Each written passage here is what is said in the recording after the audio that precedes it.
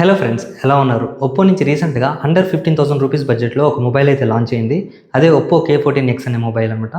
First దీని యొక్క pricing details విషయానికి అయితే వద్దాము. ఈ ఫోన్లో మనకి 2 వేరియంట్స్ అయితే లాంచ్ చేశారు. అందులో బేస్ మోడల్ అయిన 4GB ర్యామ్ 128GB మోడల్ మనకి 14,399 అయితే పెట్టారు. కానీ ఫస్ట్ సేల్లో మనకి కార్డ్ డిస్కౌంట్ ఫోన్ 1,500 రూపీస్ 13,499 అరౌండ్కి అయితే వస్తుందన్నమాట. సేమ్ ఆఫర్ మీకు హైయర్ వేరియంట్లో అయితే కూడా అప్లికబుల్ అయితే అవుతుంది. దీని యొక్క ప్రీ బుకింగ్ అయితే ఆల్రెడీ స్టార్ట్ అయిపోయింది. ఫ్లిప్కార్ట్ అలానే ఒప్పో అఫిషియల్ వెబ్సైట్లో అయితే ఒకసారి మీకు చెక్ చేయొచ్చు. మీకు ఇంకా ఎక్కువ డిస్కౌంట్ కావాలనుకుంటే ఒకసారి ఆఫ్లైన్ స్టోర్లో అయితే కూడా చెక్ చేసుకోవచ్చు ఈ ఫోన్ని. ఇంకా మనం ఈ వీడియోలో ఈ ఫోన్ యొక్క కంప్లీట్ స్పెసిఫికేషన్స్ అలానే దీని యొక్క అడిషనల్ ఫీచర్స్ అయితే కూడా చెక్ చేద్దాము. దాంతోపాటుగా ఆ ఫోన్ ఆ ప్రైస్ రేంజ్కి హానెస్ట్గా అసలు వర్తా కాదా అయితే మనం డిసైడ్ అయితే చేద్దాము. దీంతో పాటుగా అక్కడ ప్రెసెంట్ మార్కెట్లో దీని కాంపిటీషన్ మొబైల్స్ ఏవి ఉన్నాయో అవన్నీ అయితే మనం ఈ వీడియోలో డిస్కస్ చేసుకుందాం. ఇంకా లేట్ చేయకుండా వీడియోలోకి వెళ్ళిపోదాం. Welcome to our channel tech with కృష్ణని. అందరికీ నమస్తే, నా పేరు కృష్ణ. ఈ వీడియో చూస్తున్నంతసేపు ఏదో పాయింట్లో మీకు మన కంటెంట్ నచ్చితే మాత్రం మన ఛానల్ సబ్స్క్రైబ్ అయితే చేసుకోండి. అలానే కింద ఉన్న హైప్ బటన్ అయితే కూడా క్లిక్ చేయండి. మన ఫ్రెండ్స్కి ఎక్కువ మందికి ఈ వీడియో రీచ్ అయ్యే ఛాన్స్ అయితే ఉంటుంది. ఇంకా ఫస్ట్ మనం ఈ ఒప్పో K14X యొక్క కంప్లీట్ స్పెసిఫికేషన్స్ అయితే చూసుకుందాం. అందులో ఫస్ట్ మనం డిస్ప్లే చూసుకుంటే 6.75 inch HD plus LCD display అయితే వస్తుంది. ఇది మనకి 120 Hz రిఫ్రెష్ రేట్ అయితే సపోర్ట్ చేస్తుంది. పీక్ బ్రైట్నెస్ చూసుకుంటే 1125 nits వరకు అయితే సపోర్ట్ చేస్తుంది. అర్థమైందని అనుకుంటున్నా. ఈ డిస్ప్లే గురించి మనం కంక్లూజన్లో అయితే మాట్లాడుకుందాం. నెక్స్ట్ మనం ప్రాసెసర్ విషయానికి వస్తే ఇందులో మనకి MediaTek Dimensity 6300 ప్రాసెసర్ అయితే వస్తుంది. ఇది మనకి 6 nm బిల్డ్ అయిన ప్రాసెసర్ అనమాట.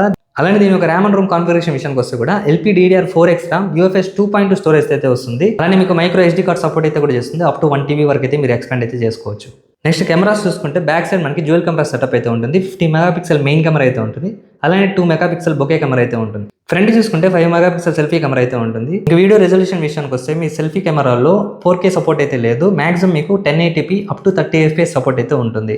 నెక్స్ట్ మనం బ్యాటరీ గురించి మాట్లాడుకుంటే ఇదే వీళ్ళు ఇందులో హైయెస్ట్ సెల్లింగ్ పాయింట్ లాగా అయితే తీసుకొస్తున్నారు. 6500 mAh బ్యాటరీ అలానే 45 watts సూపర్ హుక్ ఛార్జింగ్ అయితే సపోర్ట్ చేస్తుంది. నెక్స్ట్ మనం IP రేటింగ్ విషయానికి వస్తే IP64 dust water resistance support అయితే వస్తుంది. నెక్స్ట్ అలానే OS అండ్ అప్డేట్స్ విషయానికి వస్తే కూడా ఇందులో మనకి Android 16 out of the box అలానే కలర్ OS 16 అయితే వస్తుంది. Android అప్గ్రేడ్స్ విషయం అయితే వీళ్ళు క్లియర్గా అయితే మెన్షన్ చేయలేదు. మాక్సిమం ఇందులో 2 years Android అప్గ్రేడ్స్ అలానే 3 years సెక్యూరిటీ అప్డేట్స్ అయితే ఇస్తారు అనుకుంటున్నాను. సో ఇవి కొన్ని బేసిక్ స్పెసిఫికేషన్స్ అయితే ఈ ఫోన్లో ఉండేవి.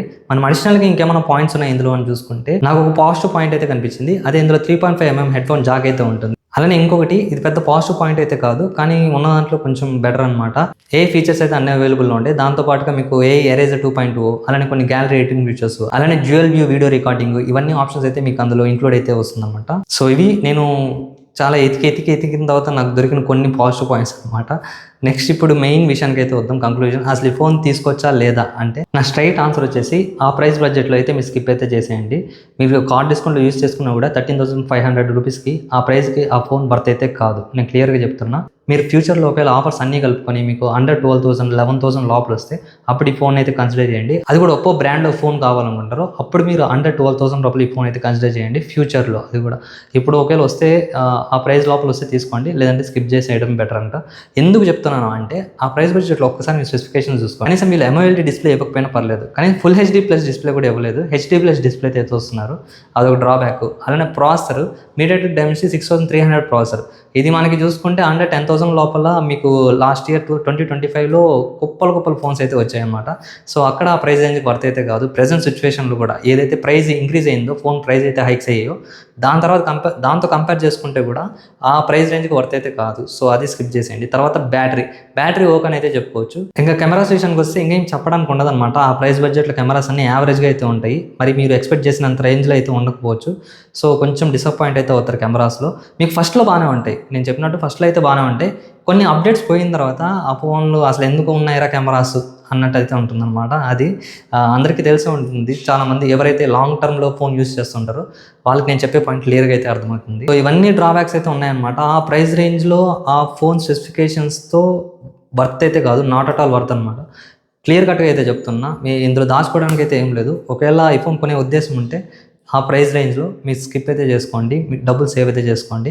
సో ఇంకా ఆల్టర్నేటివ్ ఫోన్స్ ప్రెసెంట్ మార్కెట్లో ఏవేవి అవైలబుల్లో ఉన్నాయంటే ఈ ఒప్పో K14X కాంపిటీషన్గా మీకు చాలా ఫోన్స్ అయితే ఉంటాయన్నమాట. అక్కడ మీరు సపోజ్ చూసుకుంటే వివో నుంచి Vivo T4X కానీ, లేదంటే iQOO Z10X కానీ, లేదంటే పోకో నుంచి కావాలనుకుంటే పోకో M7 Pro అనే ఒక మొబైల్ అయితే ఉంది.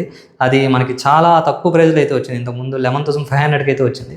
అది ఇప్పుడు ప్రైస్ హైక్ అయిన తర్వాత ఒక 13,000కి 12,000కి అయితే వస్తుంది. ఆ ప్రైస్ రేంజ్లో ఆ ఫోన్ అయితే కూడా తీసుకోవచ్చు మీరు.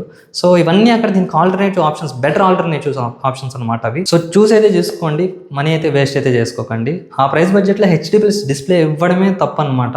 అది 2026లో 15,000లో HD+ డిస్ప్లే.